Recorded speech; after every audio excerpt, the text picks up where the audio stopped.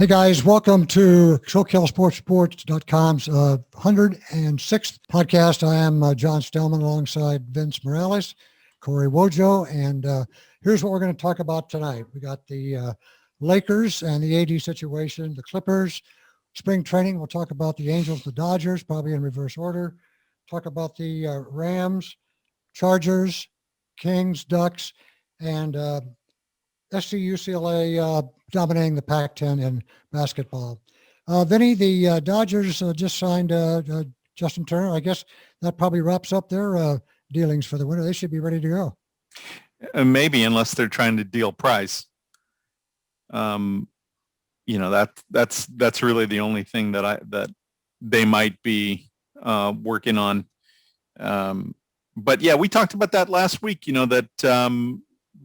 Just like I said, probably a 2-year deal with a third you were right. team option, and about $18 million a year was what we were looking at. So 4 years at 18 we weren't going to do, but 2 years with the team option at $18 million, that's what people were saying. That's what it felt like. And there were plenty of Dodger fans who were saying, the Brewers, yeah, right. Yeah, I don't think so.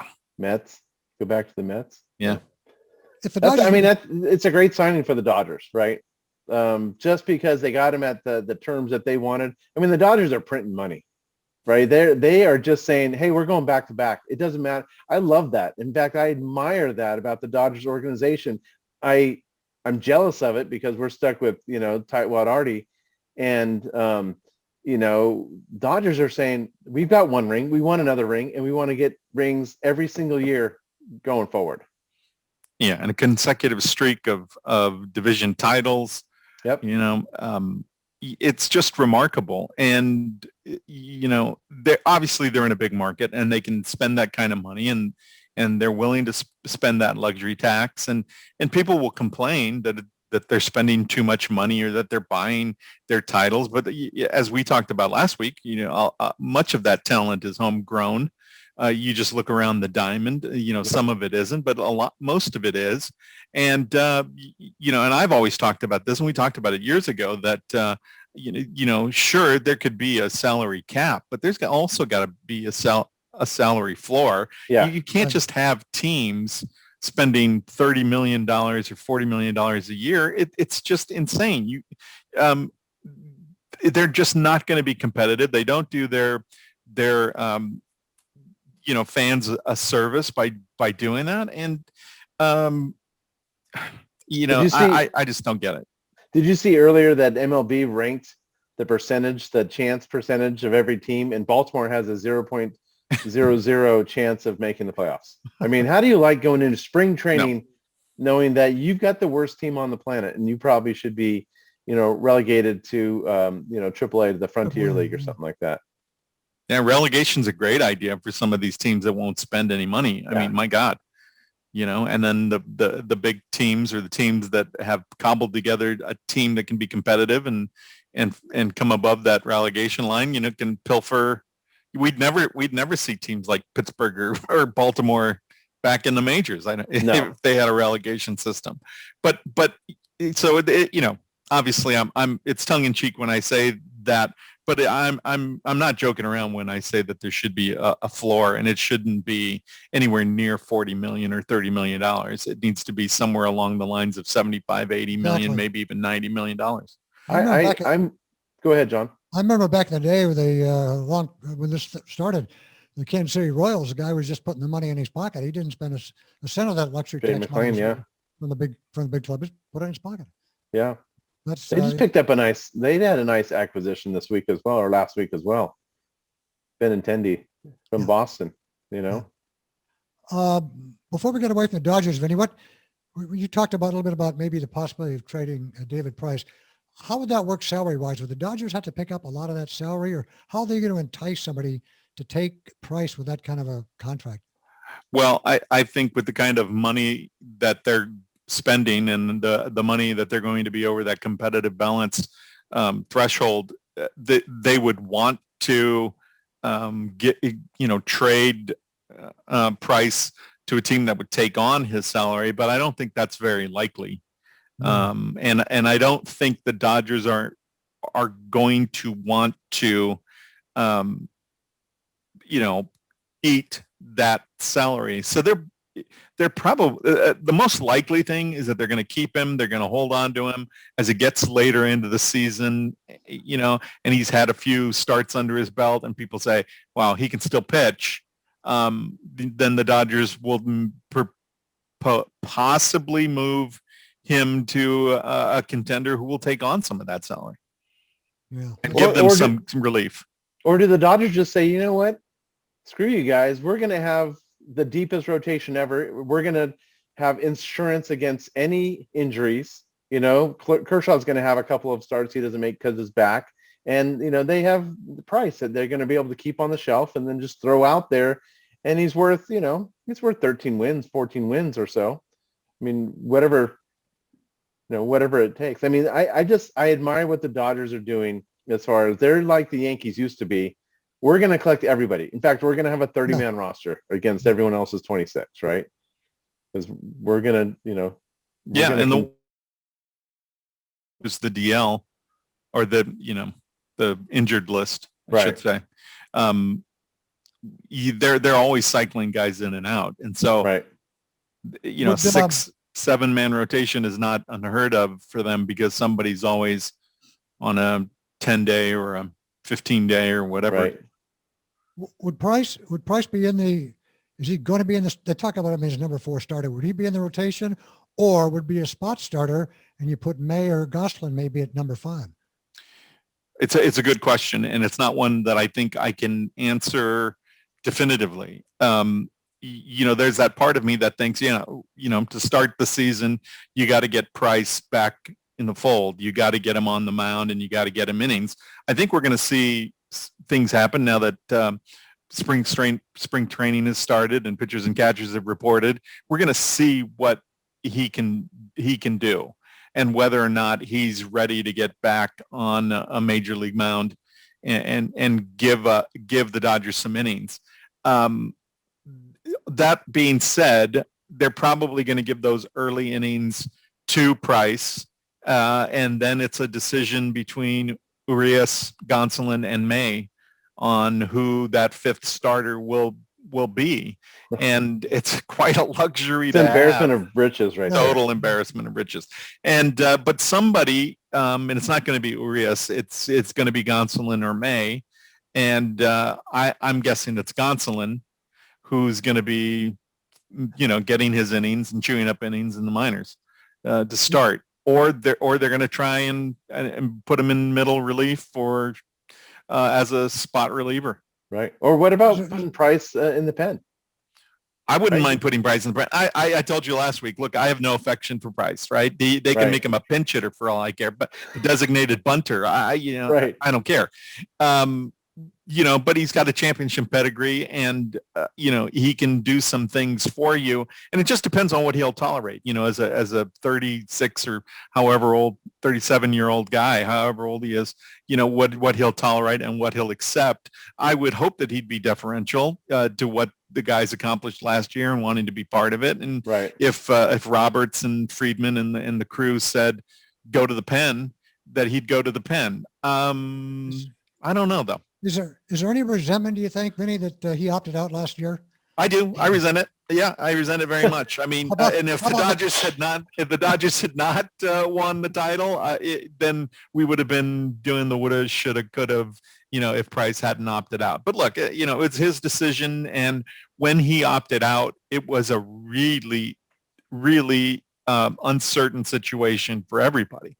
Nobody knew what was going on. I think there were a lot more players like Price who wanted to opt out. Pollock was opting out. These guys who were just saying, look, it's not worth it. I don't think we're going to get through the season. I don't think it's going to happen. So, I'm not really wasting anything. But it saved the Dodgers some dollars, right? Some money last year. He's back. It's a pretty gigantic contract, but like I said last week, it's a tandem deal, right? It was they got Mookie Betts out of it. They got Mookie out of it. So he can hold Mookie's towel all year. I don't care. Let's switch to the Angels for a second. I'm going to throw this one at Corey. There are still several free agent starters on the market. Jake Isadoria, Ty John Walker, and there's also a reliever out there, Trevor Rosenthal, who might help the Angels out. Any of those guys would be an upgrade. Is he going to go after? Is Michigan going to? I have no idea, man. I mean, they have lost out on so many. I mean, they've lost out on every single thing that they've gone after that either the Dodgers or someone bigger has gone after. So I have no idea what their appetite is right now. But I still think they're 2 starters short. Now, Madden did say yesterday that Ohtani looked amazing. 95, easy 95 out of his hand. And, that his rookie year when he threw, it was electric, right? He could get it up there 101, 102. 95, 96 out of Ohtani is still, puts him in the number 1, number 2 hole as far as starters. I just don't know. I mean, he's so delicate that you don't know if he can make more than, 3 or 4 starts. Go ahead.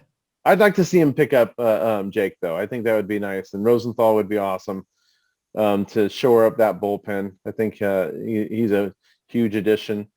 I think that they got to continue to go after pitching. They're probably 3rd or 4th in their own division as far as pitching is concerned. What kind of money are these guys looking at? Are they looking at money that the Angels can afford, or are they out of their price range? Can afford. The Dodgers are at $157 million and paying $13 million in tax. So they're in the same. I mean, they're 35 miles from each other. If Artie can't pay that, whatever the $22 million a year for, Ordozzi or for Rosenthal, then man, it's time to hand over the reins. I mean, either you want to win or you don't.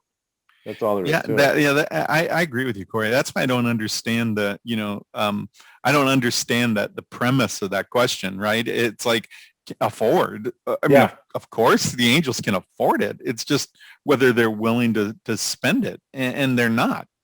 And that's got to keep fans disgruntled and just disappointed. Because again, you're waiting and hoping for a breakout. Right. Or some lightning to strike, because it's, could this team score a bunch of runs a game? Sure. They're going to lose 11-9, Yeah. But there are going to be times when they're going to need somebody to string together some zeros. Right. It's going to be interesting. Dylan Bundy's going to be a really an interesting person to watch, or pitcher to watch this year, because he had a great year last year. He had a great year for an Angel pitcher last year, right? It's relative, coming from Baltimore, it was an upgrade going to the Angels, but still it's a subpar team as far as, and it bums me out because Madden's a good guy. He was my coach way back when, and he's a very good guy, but I think he's a little bit hamstrung by the purse strings, and Artie's stuck between Moneyball and going all in on really bad contracts. So he's his own worst enemy. He should just he's Jerry Jones in it right now, and he should probably just step out of the way and let, baseball guys do their thing. Do you expect Ohtani to contribute more on the mound or at the plate? They could use his stick too, for sure. But where do you think he's going to be more valuable? I think he's more valuable on the mound. I mean, it really comes. I mean, because they're so shallow in the pitching pool. And man, I don't know. I mean, the light went off for him batting last year. Every single swing was a bailout, right? I mean, he looked like a little leaguer that was afraid of the ball on the inside. And if they pitched him inside and he happened to connect, right, he gets those big home runs. But no, I mean, I think he's more valuable on the mound. Yeah, simply said. Yeah, I think the Angels agree with that. I think the Angels are hoping that that's the case. Yesterday, Madden was quoted as, there's no limits on Ohtani this spring, which shocks me a little bit, but I'm glad of it because that's really where his value is. That arm is pretty live, and if it's healthy, but I think it's also a little disingenuous. No limits, I think, is just sort of PR speak for we're going to let him throw, and when he says he can't throw, we're not going to let him throw, and that's it. I think that's so the no limits, I think, is crazy. They're not just going to keep. It's spring training, and everybody has limits in spring training. Right. I think especially a guy with a delicate, tendon, right? But everything's been fixed, right? His shoulder's been fixed, his knee's been fixed, his toes been fixed, his elbow's been fixed. I mean, so he's like the robo pitcher now, so he should be good to go. And I actually think it's time to take off the kid gloves with Ohtani, right? Now it's like, hey, dude, you're a major leaguer. Go in and be a major leaguer, and go for the grind. And be a guy that takes the ball every fifth day or sixth day or however, whatever rotation they're going to come up with, and do your job, right? And give up less than 3 runs and get into the 7th and be a major leaguer. Agreed. I see the Angels finally brought the bullpen coach in to be their pitching coach while Mickey Callaway tries to get out of this sexual scandal that he's involved in. Trust good old Artie not to spend any money. I mean, why would you want to bring in somebody who's experienced with a young staff like that? Bring in the bullpen coach. I think it's a stopgap. Matt Wise, it usually turns out, and you guys have seen it 100 times, that the fringe players are the guys that are the students of the game. And I think Matt Wise was probably one of those guys, and he might turn out to be a phenomenal pitching coach. Who knows? But he's not that far removed from playing, so he knows the today's player, and I think he knows how to communicate. I would have loved to seen obviously, Troy Percival or a Jared Weaver take that spot, but right.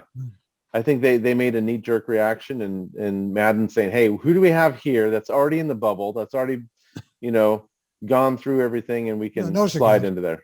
Yeah. Look, it makes sense while they sort it out. My question is, what needs sorting out? Right. I mean, this guy should have been gone a week ago. Oh, yeah. I think it's the union that they're just tiptoeing through the tulips on that one so that they can avoid a countersuit. I mean, they've already damaged the franchise, the name, and they just have to get out with the least amount of collateral damage now. True. So one thing, John, I just want to bring up, and we talked about it before we went on, is the Dodgers again. They stole the show as far as their pickup on Friday. That is under the radar. But this kid, Alex Vesia, you look at him and what he's done, his stats in the minor leagues, and how he had the most vertical or lateral movement on his fastball of anybody in the major leagues last year. Anyone in MLB altogether. Lefty out of the pen, 92 to 96. And I think that's going to be just another great move by the Dodgers. So just keep that one, written in small print on your paper, and every once in a while check the box score and see this guy. All he does is hang zeros. Where did he was with Miami? He was with Miami. Where did he pitch last year? He pitched only 4 1/3 because of the in and out with COVID and a whole bunch of different things. Okay. But you look at his minor league numbers, and sometimes it doesn't translate. But man, they were outstanding numbers.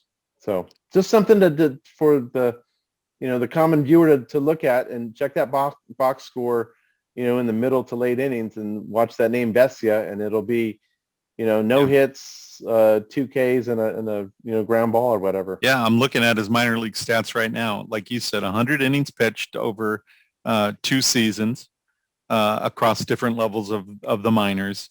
11-2 record, a 1.62 ERA in 52 games. He gave up just 75 hits, 18 earned runs, 100 strikeouts, right? I'm looking for the strikeouts. He walked. He struck out. Last year, 100 strikeouts to 19 walks. Yeah, and so 100. Yeah, I mean, it's just unbelievable. Right. This kid's a gem. It's going to be one of those. He's got a minor league WHIP in 2 seasons of 1.01. Yeah. And so I look, watched it's minor him, leagues, but it's still something. I mean, minor you wanna leagues, see- Exactly. guys can hit in the minors too. But he started off a little rough in the minors, and then he had a streak where he didn't give up a run for like the last, I don't know what it was. It was like the last 48 games. Plus, he pitched in the Arizona Fall League, 10 innings pitched, 0 runs. I think he only gave up 1 hit in the Arizona Fall League, which is all the bonus babies, right? All the top tier guys, the Joe Adells and all those great players. So I think it's a steal. I'm just saying, watch out for that. Yeah, I'm looking at his zone charts, and he just pounds the zone. Yep. Wow. And we'll keep our eyes on Yep. him. All right, let's move on to the Lakers. AD going to be out for at least till after the All-Star break, probably 9 games minimum. They did all right last night, but they're playing against a mediocre team without D'Angelo Russell, so that certainly helped. They are deep. The Lakers are deep. There's no question about that. But how is this going to impact games against Brooklyn, Utah? I mean, you can't replace a guy like that with 3 or 4 bench guys. I mean, this is going to hurt him. But I don't think Vogel cares. I don't think he's not so. I think Vinny mentioned this last week. He's not so much concerned about winning, getting the number 1 seed as he is being healthy for the playoffs. Right. And I think he doesn't want AD coming back and doing something where he's out for the year. Let's just so we slipped us 2 or 3. Once the playoffs come with a healthy AD, they'll be fine. I think you're right on track. And I think what they're going to do is, he's going to be out 8-9 games. And I think we're going to see, hey, what's the Lakers record over those 9 games? If they're like 6-3, 6-3 or better, that's fine. Then I think he sits out even more, right? Let's just make sure this guy's 100% for their stretch run and for the playoffs. Because the regular season, nobody gives a ring for the regular season, right? You just got to be ready for the tournament, so to speak. And I don't think the injury was as serious as they first thought. I mean, there was no tear of the Achilles. No, they were worried that it was an Achilles issue, and so everybody's grateful that it's not, that it's more of up the calf, but sometimes those can work their way down, and you're making adjustments and trying a little too hard to take it gingerly, and so they're doing the right thing, and I hope it's going to be as long as he needs. And even LeBron said, take your time, man, don't rush it back. And if LeBron gives you the A-okay, yeah. I think the thing for Vogel is he doesn't want LeBron playing 42 minutes. That's one thing they have to worry about. Yeah. Exactly. Yeah. I think LeBron said it last night. He's like, hey, man, I've had this almost every year, right? I had Kevin Love with his shoulder. I had Kyrie with his kneecap. I had, all these different Bosch. I had all these guys that they were supposed to be the big guys, and they were out for part of the game or part of the season. He says, other guys will pick it up. And I think we're going to see LeBron sort of be the Gretzky, and he's going to have other guys elevate their game, right? Kuzma has definitely stepped up quite a bit. I think people were wondering where Kuz was,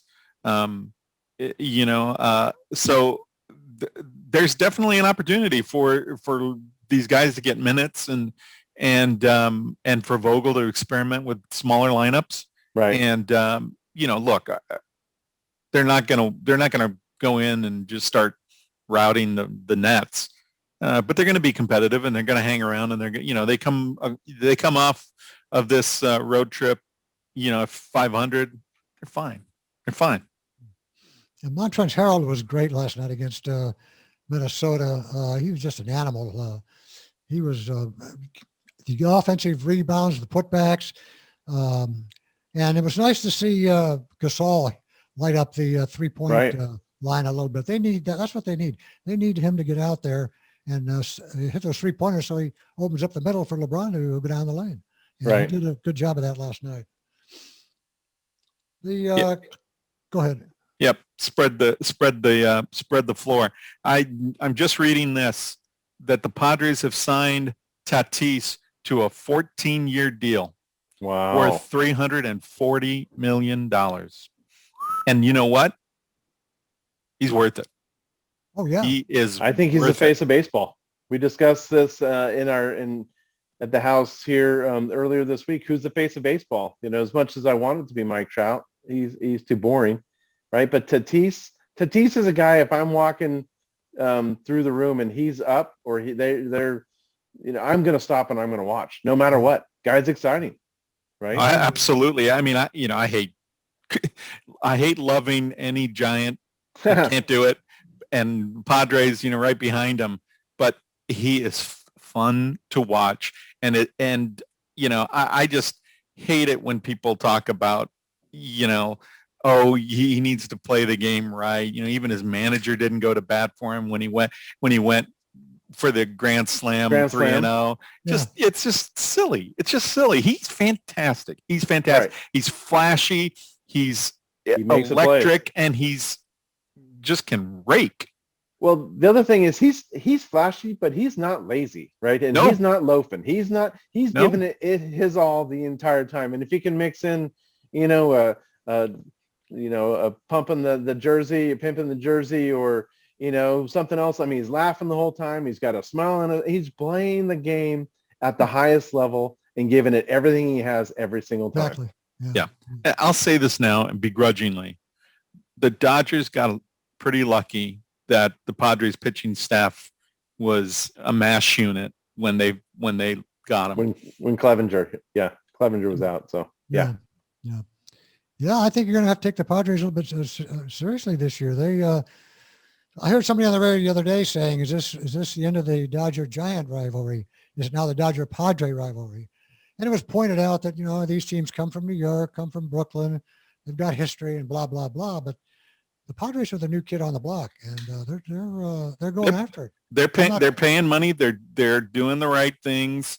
I still think they're a year away, because I don't know if Cronenworth and Grisham and, you know, right, Procafar, you know, I don't know if those guys can sustain it. If they can, they're going to be fantastic. They've got pitching that's right. They've got pitching like crazy. That's right behind the Dodgers. That was really dynamic and young and live. So you know, but and it is going to be some heated games, right? But you can't quite call it a rivalry yet, right? It's like the Padres need to win something first. And the Dodgers are like 60 games over 500, you know, in the last 180 games against. I think we have the Padres to thank for the Dodgers signing Bauer. Right? I think they looked and they said, "Hey man, whatever it takes, let's get Bauer," because I mean that Padre rotation is solid. It is. Right? Yeah, I mean, I think there's two ways to look at it, right? You know, it's like I'm up here with the Dodgers, and so I'm looking down at everybody, right? And so I'm saying, well, you know, it's clear what the Padres had to do to catch up. Right. And they did that, right? So the Dodgers could have just played it even, and the Padres were catching up, right? So I think the Dodgers were always in on Bauer. Did they go maybe up to 40 million because the Padres were sort of breathing down their neck? Maybe, but I think they were going to pour the money out to begin with. I mean, I think Friedman, you know, I'm not in a position anymore to doubt Andrew Friedman's decisions or what he's thinking, or, you know, so when everybody's complaining about, we haven't signed Justin Turner, what are we going to do to sort of counteract the Padres deal? It's like, I have faith in Andrew Friedman, a lot of faith in Andrew Friedman. And he has done it year in and year out. And he's done it again this year. But those are going to be some great series. Yeah, it's going to be fun to watch. I'm excited. I mean, you know, this is the best time of year for me. You got spring training starting, and we're a month away or whatever, a month and a half away from getting some real baseball going. Very excited. And March Madness on the... Sure. If we can get there and keep everybody safe. Yeah. One thing on baseball before we move on, you know, Andrew Friedman was on a podcast, and they were asking him about things that would make, you know, make it more interesting for fans. And they were talking about the designated hitter. And he had a suggestion that was, having the DH in, the American League parks and having the DH, but only until the starter comes out. Oh, right. So you have a DH when the start is in, the starter goes 6, and once he comes out, then the DH is gone, so that the National League can impose, that sort of take advantage of that strategy. So it was a pretty interesting suggestion, and baseball just needs to do more of that. I mean, baseball just seems so, it's like, let's try these things. They try several stupid things, and none of them speed up the game. None of them make it any better for players. There are plenty of people who just think there's too many strikeouts and too many home runs, and that's fine. I was probably one of those guys several years ago, but it's very interesting now what we've got, and people like the home runs, and I think the answer is in-game betting. Right, prop bets the entire time. Right, what's the next ground ball out, fly ball out, 5-6 hole base hit, or whatever. You can continue to make it on the MLB betting app, and you can wager on every single play. That way, it's like a playoff game in the entire time. Every pitch counts. Right, you're hanging on every single pitch. Yeah. You can even bet, is it going to be a fastball first pitch? Is it going to whatever? I think that they ought to incorporate it to keep the fans, the younger fans, engaged with it. And you can maybe not even do it for cash, but maybe you can do it for points towards merchandise within the stadium or something like that. It's a thought, yeah. It's too innovative, Corey. I know, way ahead of my time. You think Manfred's gonna? No. Yeah. Softball rules, putting somebody at second base, that killed me. How do you like the 7-inning double headers? I hate it. I thought these guys were major leaguers. The Pacific Coast League. It's softball. Yeah. Maybe Manfred's daughter said, "Hey, this is what we do. This is a good idea." Yeah. Yeah. Works for us. 2 games in 2 hours. It's perfect. Let's do the same. All right. Rams. They've still got what? If I've missed it, don't they have about a dozen free agents still out there? I think so. They've got a boatload of roster spots that they need to take care of. Holy cow. And they have not much money. So what are the value guys? Which guys do they need most? Which guys are going to be the most important to get that sign on the line? Well, I think because they have Matthew Stafford now, right? I think you got to make sure that you have a line, because if you don't have a line, then it doesn't matter who's behind it, right? Yeah. So I think you're going to have to sign your O-line, and you're going to have to bring in whoever you need to do to protect them. They still have Cooper Kupp, and I mean, they've got the skill players. They have to make sure they get the guys in front that can block and give them, a couple of seconds to make that connection.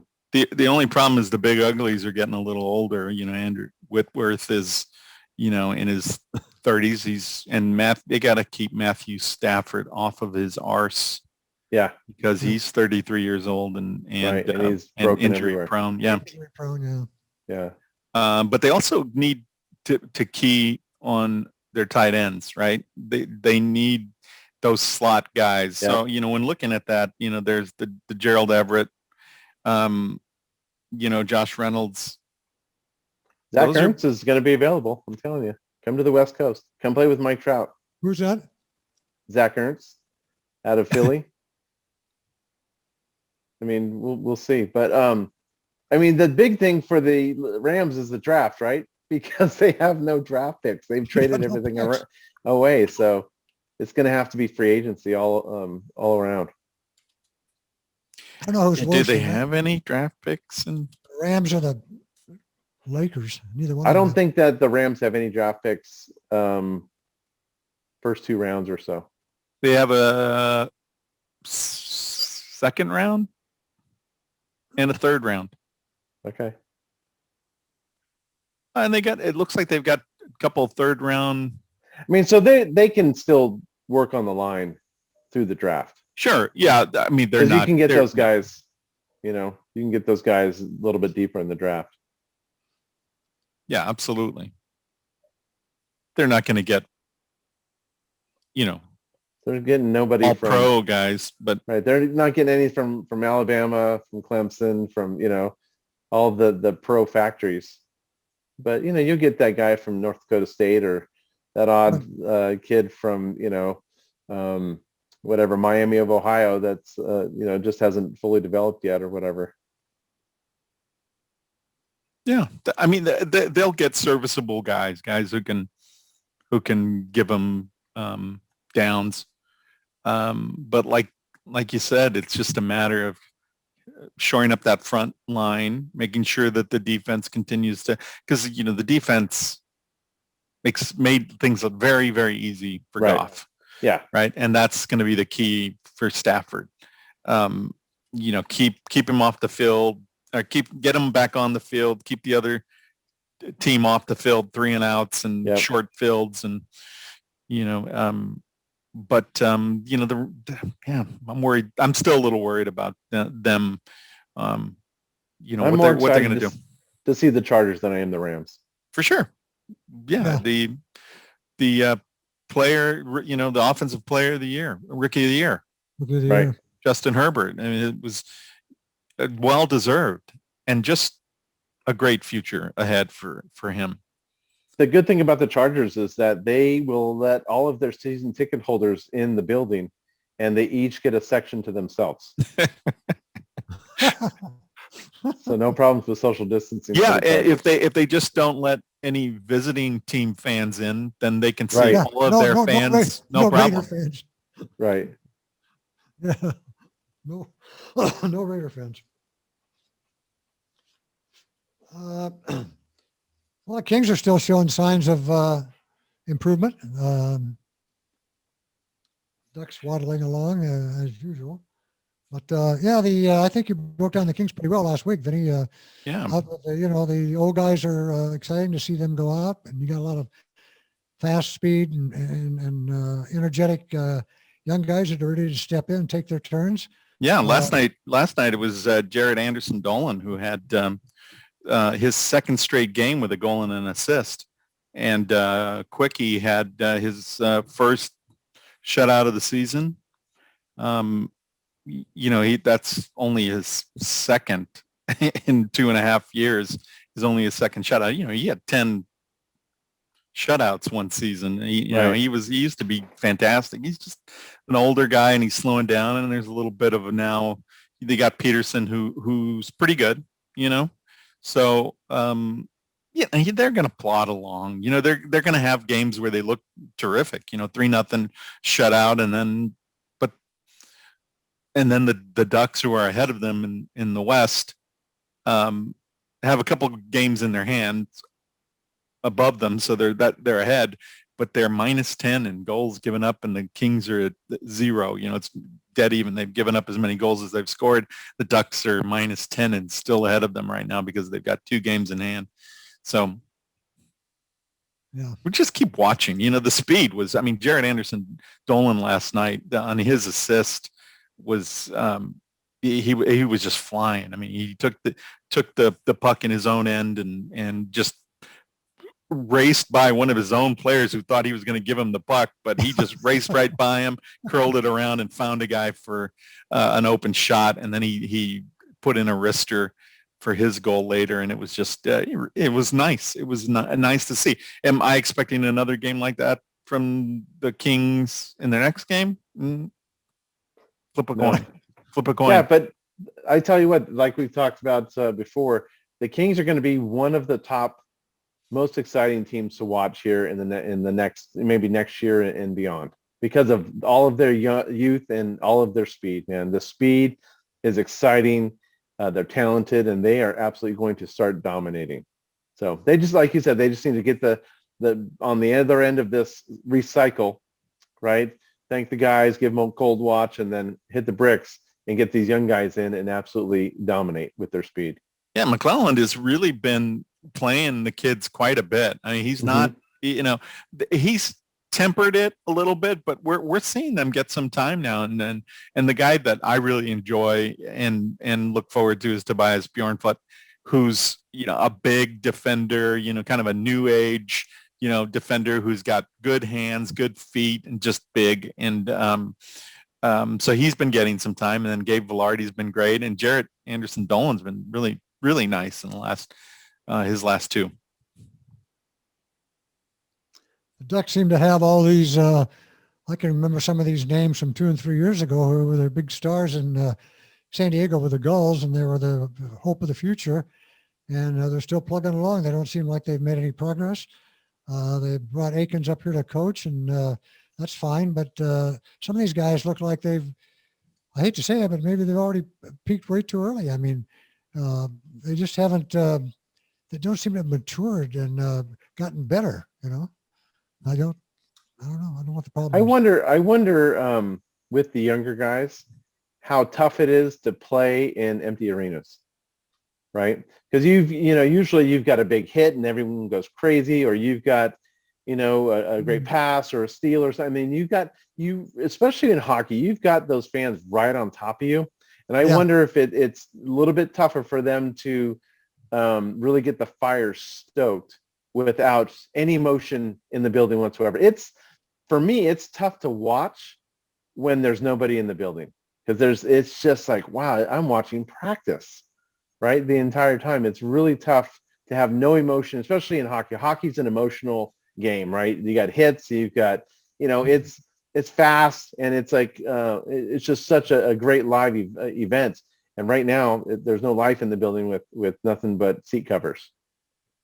Yeah, I'm sure that makes it probably more so than anywhere else, as far as the crowd's concerned. Yeah, they're right on top of you. So yeah, I don't know, just a thought. Makes sense. The Pac-12, your Trojans got a little help this past week when UCLA lost another game. So now they've got a solid 1-game lead, 11-2 and 10-3. What would I don't understand, Vinny, maybe you can help me with this. The tie break, say the Bruins win that last game and they end up even? It really depends on who that third team is and their record against them. In the situation where it is now, in the Oregon Ducks, neither team has played them. So then we'd skip down to Colorado. And Colorado beat USC. The Trojans have one more game against Colorado. I think UCLA has one more game against Colorado. But if it were to be Colorado and the Bruins beat Colorado and the Trojans beat Colorado and UCLA beats USC and everything else, and they all win out the rest, the Bruins get the tiebreaker because of that.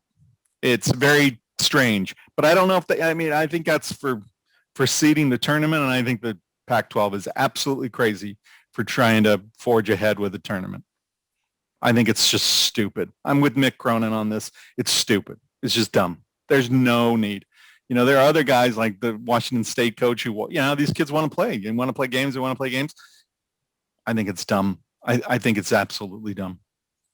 There's just no need for it. There's no need for it. Just go into the tournament.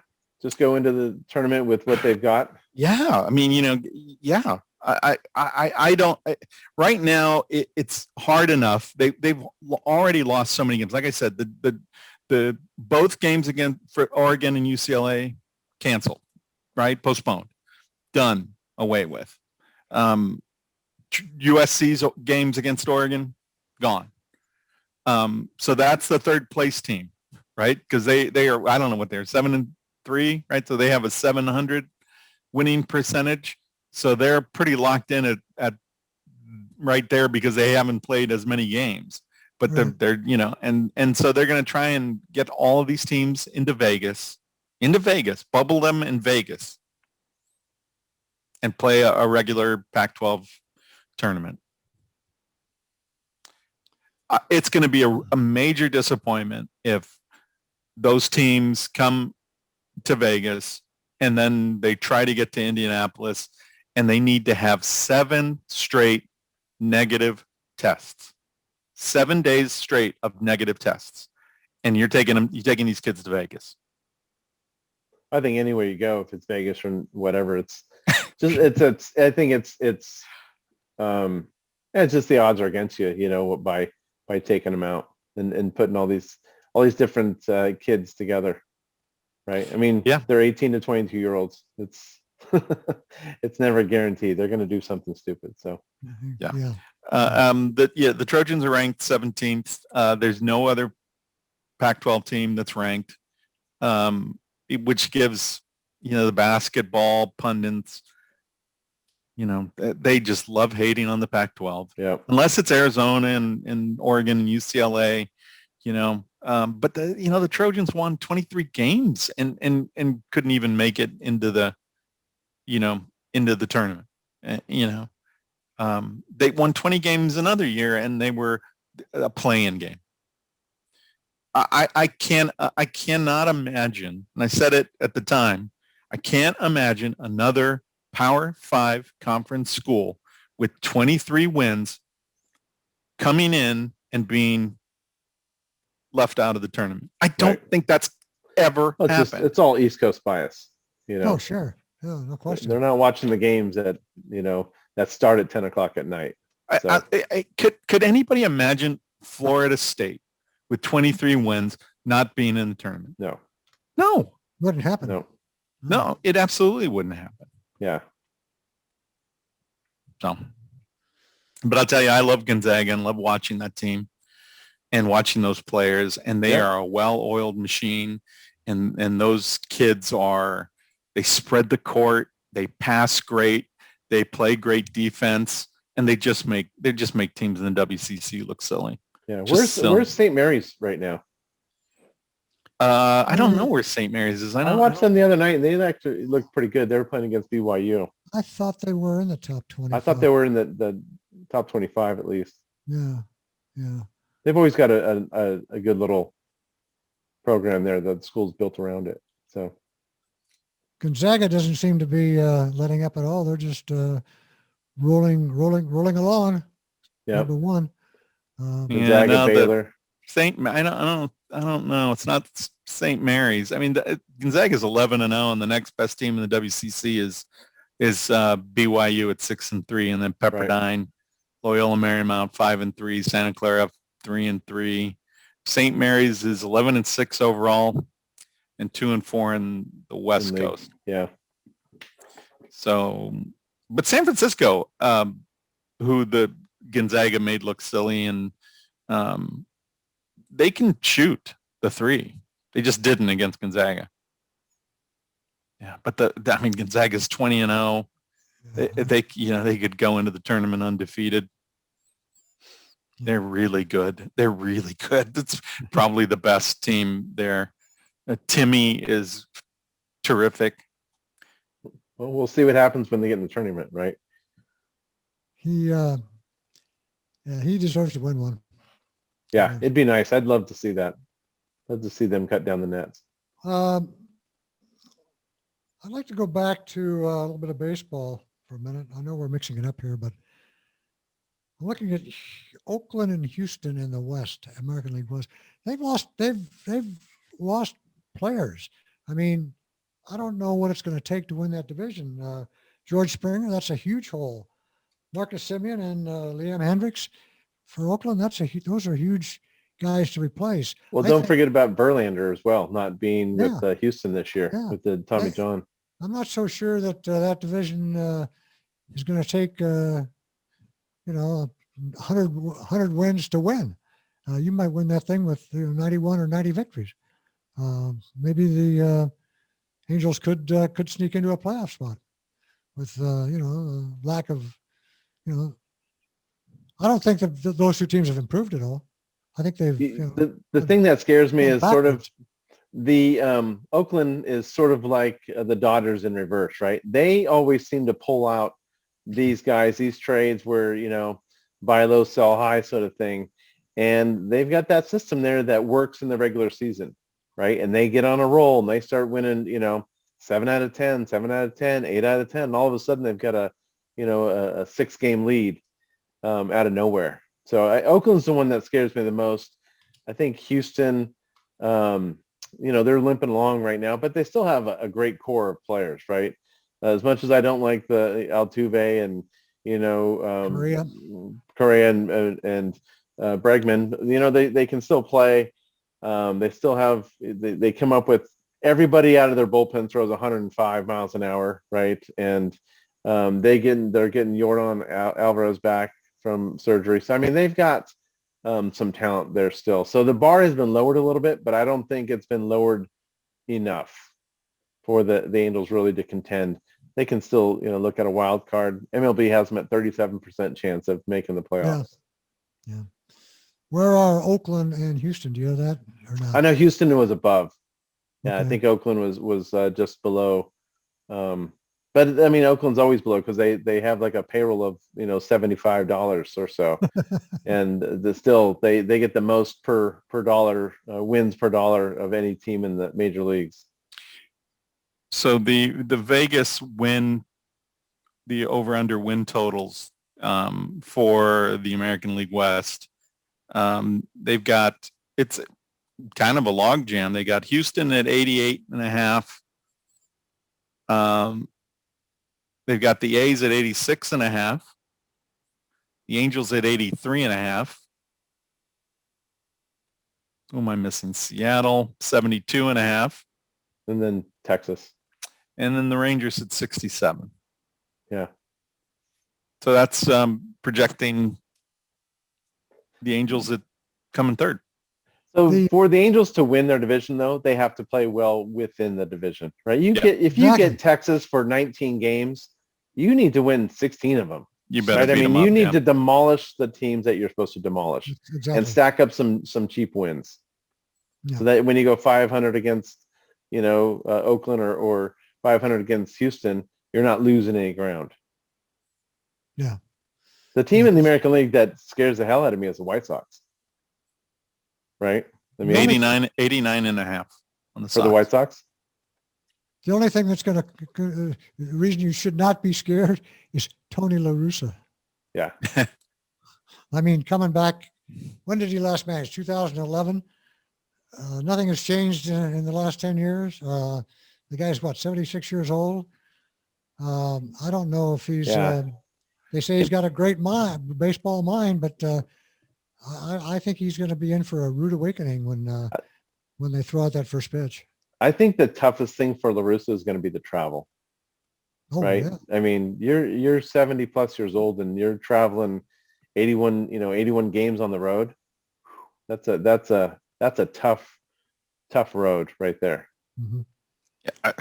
I think it's going to be the analytics. I mean, unless there's somebody whispering all the numbers in and telling him what, unless he's got a bench coach who's pulling all those levers, it just doesn't make any sense in the major leagues where first year coaches like Dave Roberts can be great, right? Boone, Cora, all over, right? And with the Padres, right? All of these guys, first year because of the analytics and what the GM is doing. You don't need a bench mind like Tony La Russa. The strategies that ship has sailed. Yeah. That steam powered boat has sailed. Yeah. Seems weird. It just seems weird. Yeah, why would you have this loaded team and then bring La Russa in for it? It's odd. It's very strange. I don't get it. I sort of understood Dusty Baker, right, with the Astros. Yeah, right? to get him through that tumultuous time. Yeah, right, perfect. Exactly. He was perfect guy to help alleviate that. He was going to say the right things. He was going to be, penitent enough, old school enough. It was a good choice. He's going to take Russa seems weird. Yeah. Well, we'll see. Give me some good storylines this year. I only like him enough to 89.5. Yeah. Pirates 58. Ooh. Baltimore, what, 26? Oh boy, Baltimore. -3. 66. So they're going to lose. I'd nearly go 100 I'd games. go under. Yeah, I'd go under on that. I'd go plus 100 on losses for Baltimore. I'm looking at this, and they clearly do not like the Arenado thing. The Rockies are at 63.5. Wow. That's pretty bad. I mean, that's Well, look who they're playing against, though. yeah, exactly. Right. You got to I play mean, the Padres. You got 38 games against two of the top teams in all of baseball. Yeah, Dodgers Right, you're projected gonna to win 30 103, and the Padres 93. Right. So you're going to lose 35 out of 38 games to those guys. That's a 30-year losses right there. Yikes. Yep. Anybody got, we're a little bit short here, but does anybody have anything else they want to I think we've pretty well Exhausted. Covered. I think we'll have a little bit more next week after we get a week's worth of spring training.